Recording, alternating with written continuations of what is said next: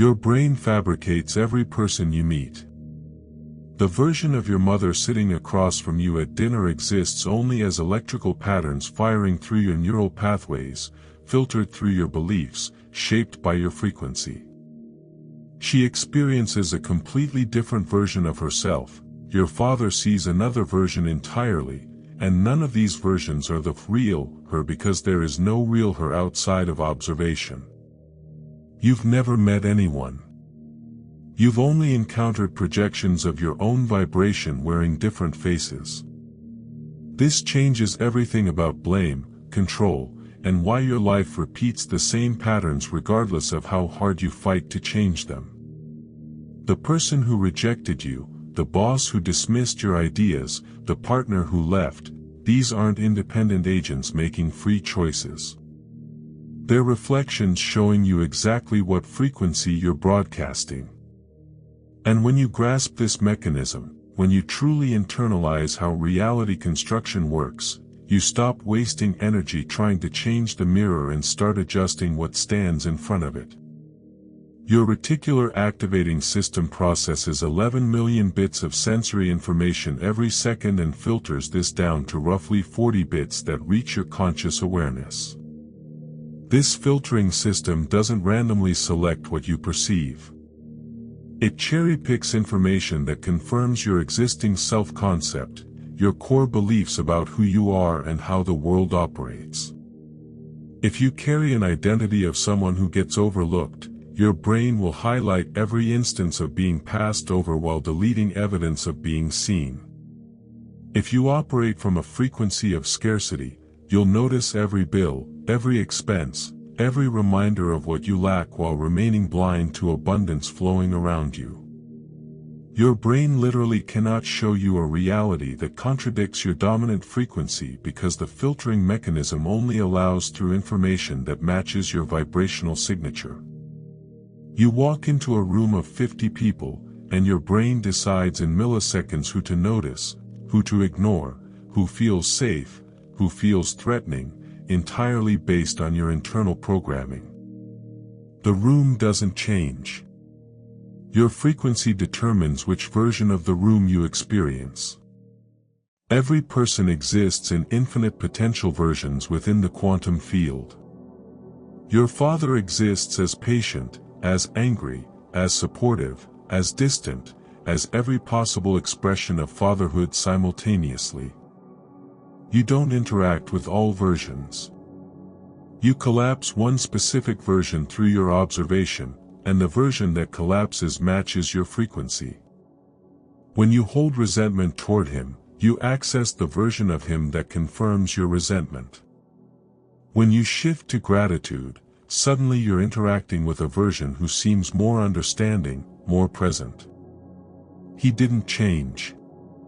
You changed the version you're capable of perceiving. This explains why siblings describe the same parent completely differently. They're not lying or misremembering.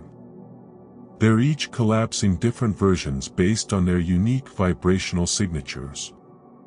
The parent who seemed cold to one child felt nurturing to another because each child's frequency determined which version they could access. You've never known the true version of anyone because truth doesn't exist independent of observation. Reality is observer-dependent, and you are the observer creating your experience through the act of observation itself. When you complain about someone's behavior, you're complaining about your own reflection. When you demand they change, you're demanding the mirror adjust itself while you remain the same. This is why external manipulation never produces lasting results. You can pressure someone into temporary compliance, but unless you shift your frequency, they'll revert to reflecting your actual vibration. The moment you stop forcing, they bounce back to matching your internal state because they must. They're not autonomous beings making independent choices, they're characters in your reality responding to the script your vibration writes. Your focus determines what expands in your experience. Where attention flows, energy goes, and what receives energy grows. When you continuously focus on criticism, whether criticizing yourself or others, you feed that frequency and it multiplies.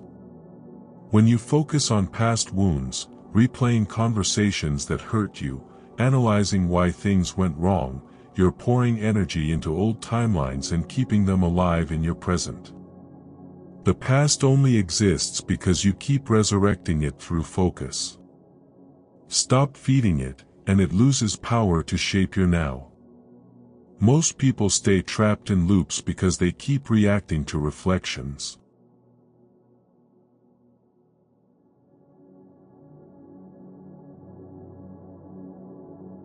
Something triggers them, they react emotionally, that reaction broadcasts a frequency, reality mirrors that frequency back, they react to the new reflection, creating an endless cycle. You see evidence of lack, you feel anxious about money, that anxiety broadcasts scarcity, more lack appears, you feel more anxious, and the loop intensifies. Breaking this cycle requires recognizing you're reacting to your own projection, not to an external reality imposing itself on you. The world you see right now is old. Everything appearing in your present moment is the result of past vibrations finally manifesting in physical form. That difficult person in your life reflects who you were before you woke up to this mechanism.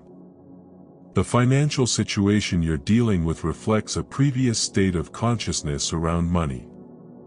The body you inhabit reflects past beliefs about health, aging, and vitality. Physical reality lags behind vibrational reality, which means you're always looking at outdated information about yourself. This lag liberates you because it means your current circumstances don't define your potential. The evidence you see today doesn't limit what you can create tomorrow. When you shift frequency, reality begins reorganizing immediately at the quantum level, even though physical manifestation takes time to catch up. The mirror updates, but mirrors need time to reflect new images. Your job is maintaining the new frequency despite the old reflection still being visible. People interpret this lag as proof that change isn't working. They shift for a day or a week, see the same old patterns still playing out, and conclude their efforts failed. They don't understand they're looking at delayed reflections of who they were, not who they're becoming.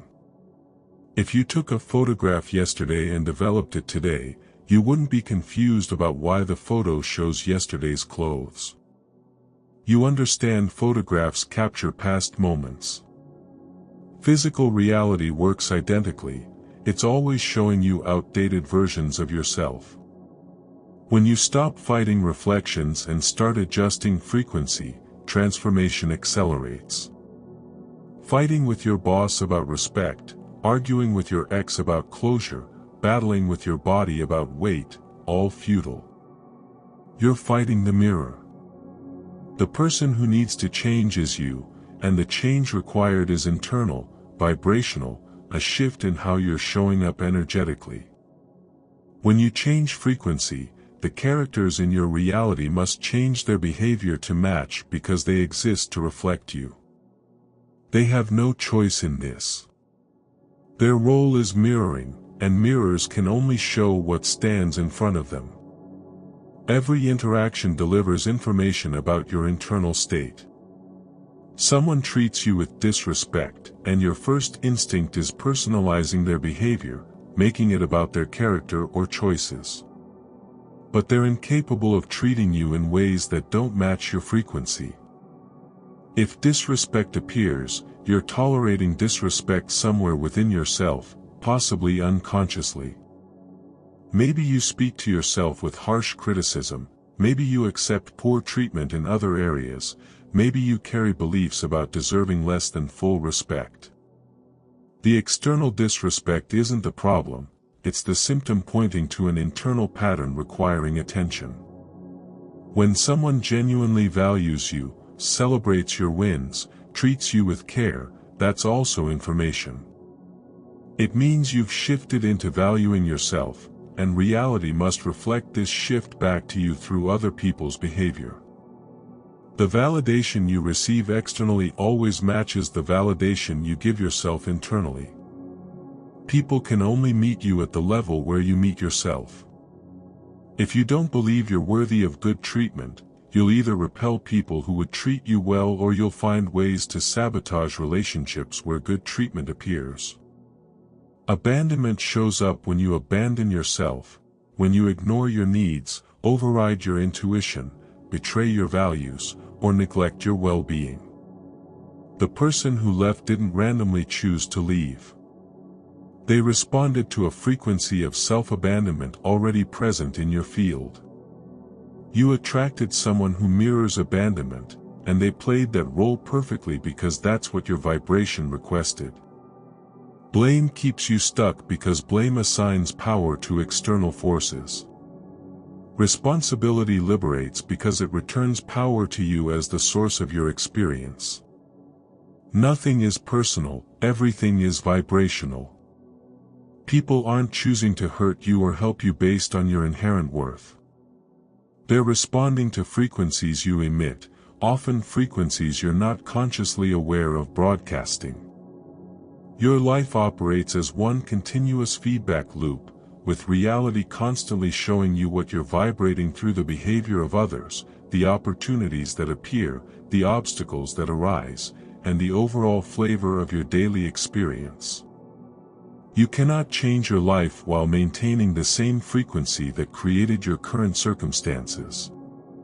Most people try renovating their reality using identical building blocks that constructed their existing situation. They work harder, think more, strategize better, but they're still operating from the same core frequency of lack, fear, or unworthiness that created the problems they're trying to solve. No amount of action can override vibrational misalignment. You must shift frequency first, then aligned action becomes effortless and effective. The universe doesn't operate on morality. It doesn't reward good people and punish bad people. It responds to frequency with perfect precision. If you vibrate scarcity, you receive scarcity regardless of how hard you work or how good your intentions are. If you vibrate abundance, you receive abundance even if you're not taking massive action. The universe is a mirror, and mirrors don't judge what they reflect, they simply reflect accurately. When you call reality cruel or unfair, you're misunderstanding its function. Reality is neutral, responding exactly to the signal you're transmitting. This precision is actually encouraging because it means you're never stuck. You're not waiting for external circumstances to shift, for other people to change, for opportunities to arrive.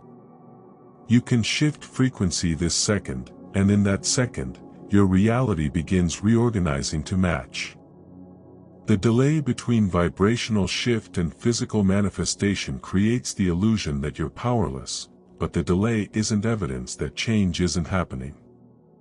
It's evidence that physical reality takes time to catch up with energetic reality. Imagine you're watching a movie and you don't like what's on screen. You could walk up to the screen and try rearranging the images, or you could recognize the projector is the source and change what's being projected. Your frequency is the projector. Physical reality is the screen. Stop trying to rearrange the screen. Change what you're projecting, and the screen must change to reflect the new projection. When you observe something, you collapse wave functions into particles, turning infinite potential into one specific manifestation. You're selecting which version of reality to experience through the act of observation, and your frequency determines which versions are available to you. Low frequency gives you access to dense, difficult versions.